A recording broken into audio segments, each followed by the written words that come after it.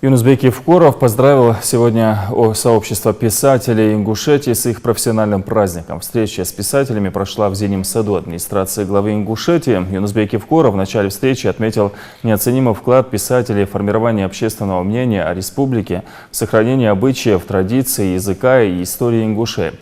Глава заверил гостей о том, что власть будет всячески поддерживать писателей в их профессиональной деятельности. Хочется вас всех поздравить в вашем лице, всех наших писателей с этим профессиональным праздником.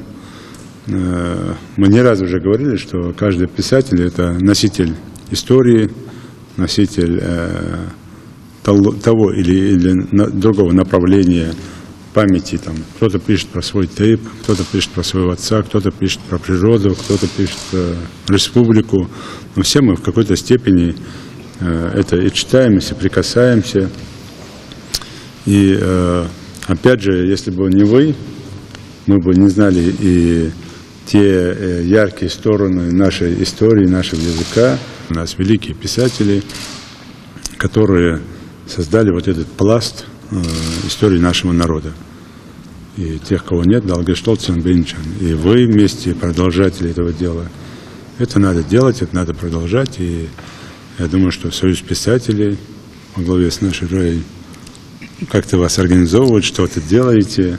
Обычно говорят, что если женщина руководит процессом, это всегда нет, наоборот, положительно. Думаю, что у вас все получается. Поэтому всех вас с праздником, успехов, здоровья, всего самого-самого наилучшего. А мы со своей стороны, конечно, будем стараться вам чем-то помочь, чем-то вас поддержать.